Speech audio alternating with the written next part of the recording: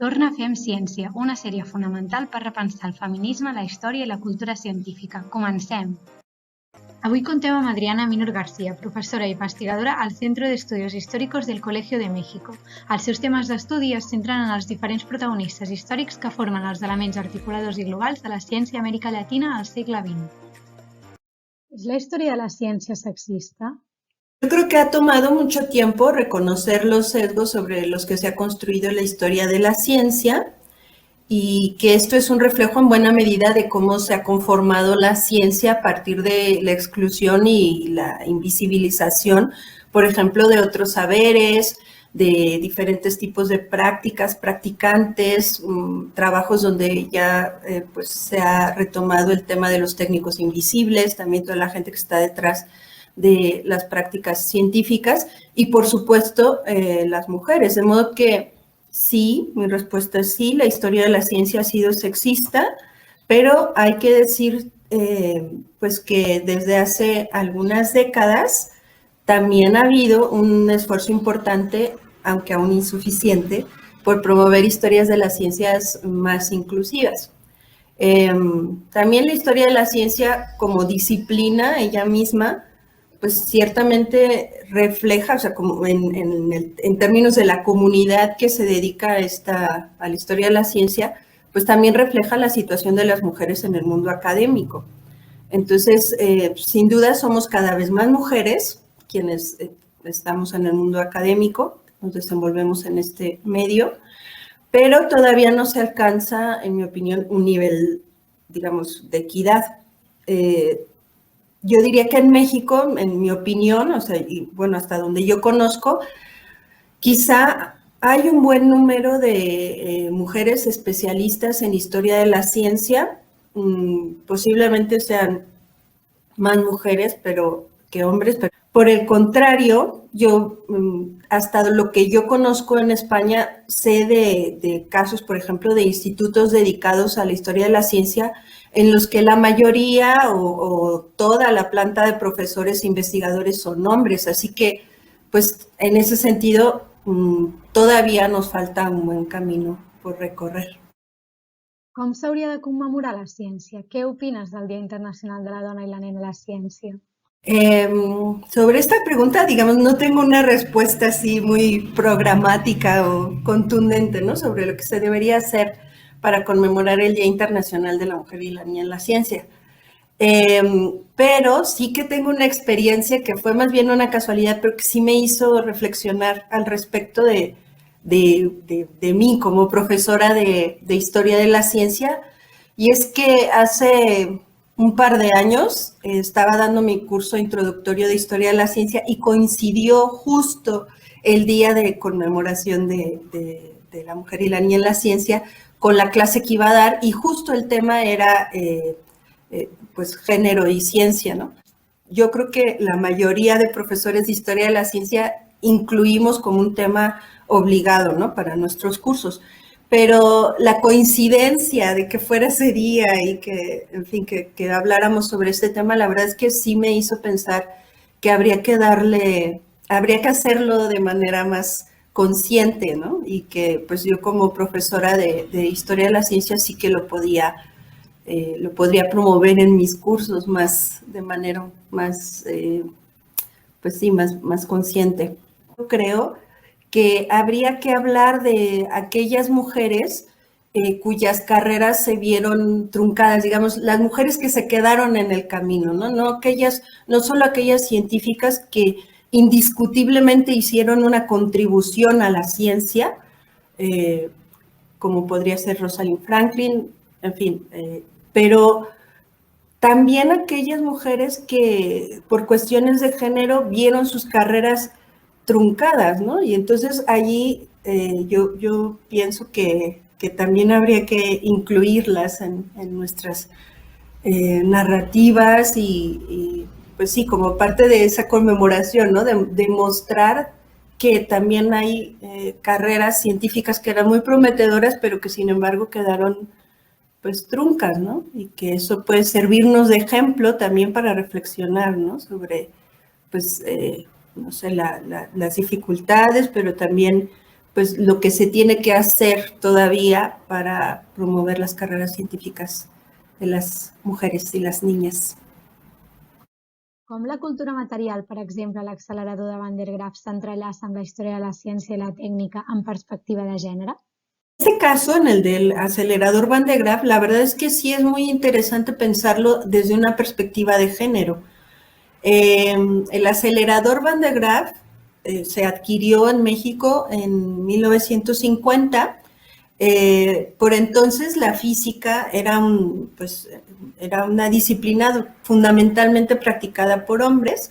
Entonces, con la adquisición del acelerador, que también para aquella época, que son los años 50, hay una mayor promoción, ¿no? De un mayor interés por fomentar los estudios de la física nuclear experimental. Entonces, el acelerador tiene ese propósito, con todo este discurso de la era nuclear y todo lo que se iba a lograr con el átomo. Entonces, alrededor de este instrumento se forman también las primeras mujeres físicas en México.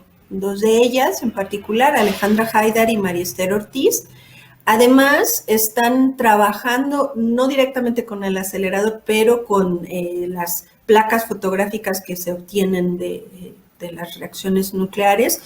Están las microscopistas que estudian estas placas y, bueno, ellas no llegaron a profesionalizarse, pero su trabajo sí que fue importante, muchas veces reconocido en los artículos de investigación que se publicaron.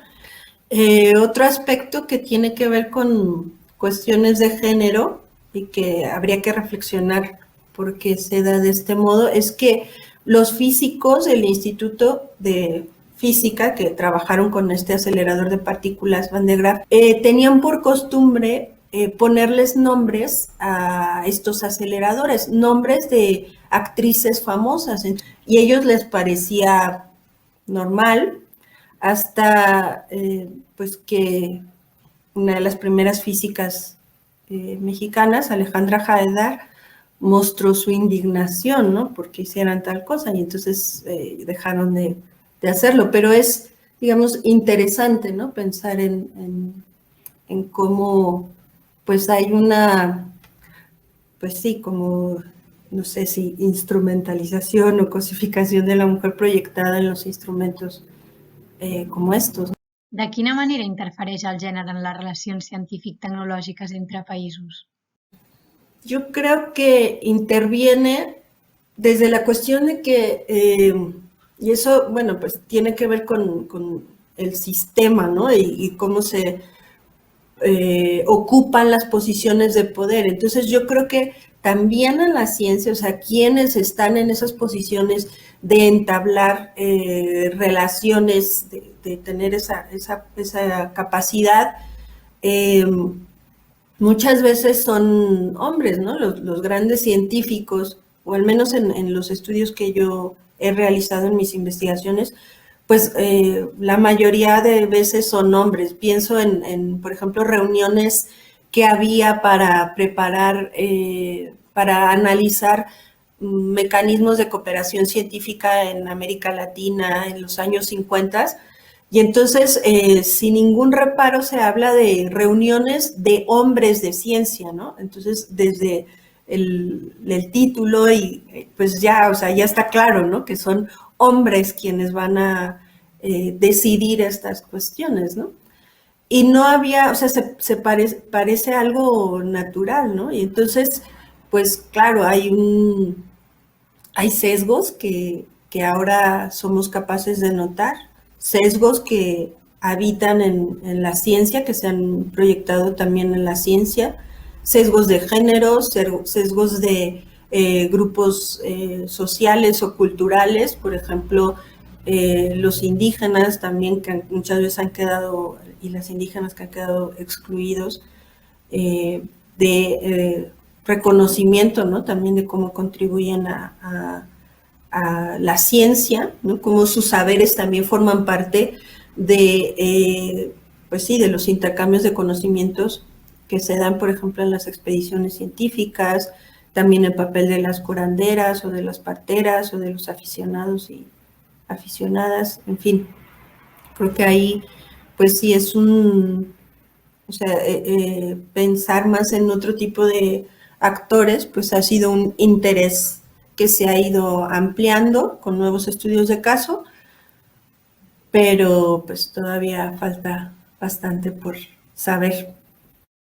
Com es mostra l'especialitat de la ciència en una investigació? La espacialidad se refiere a pensar en cómo el espacio donde se produce el conocimiento científico no es solo un simple escenario, ¿no? Sino que condiciona el conocimiento que se produce y es un elemento importante a tener en cuenta, ¿no? Entonces, se trata del espacio como algo que se vive, o sea, que se construye a través de las relaciones humanas y con el entorno.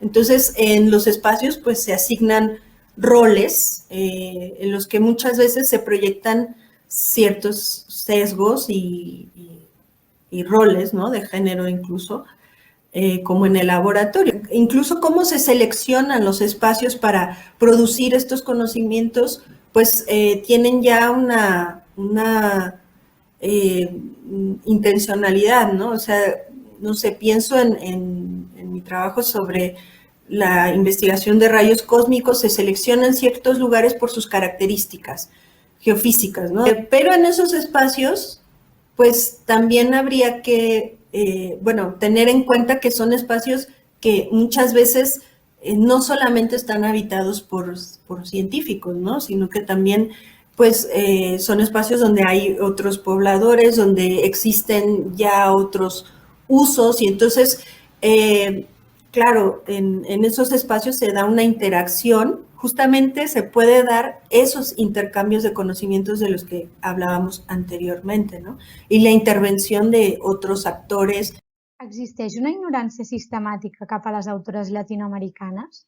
Y yo creo que, bueno, en tu primera pregunta decías si la historia de la ciencia es sexista y yo agregaría que la historia de la ciencia también es elitista. Entonces, como muchas veces, yo diría que en general las autoras y los autores latinoamericanos muchas veces nos vemos en la necesidad de justificar por qué nuestras historias de la ciencia son relevantes, ¿no? Cuando no se trata de, los grandes logros o los grandes héroes y no son hechas en los grandes centros de investigación. Entonces hay que justificar aún más por qué nuestras historias de la ciencia importan, ¿no? Más allá de un cierto exotismo y de una cierta intención, muchas veces de mostrar una cierta inclusividad en la historia de la ciencia, falta, ¿no? Faltan espacios para dar a conocer los trabajos de muchas historiadoras de la ciencia latinoamericana. Muchas gràcies, Adriana, per tu conversació. No us perdeu els propers episodis de Fem Ciència.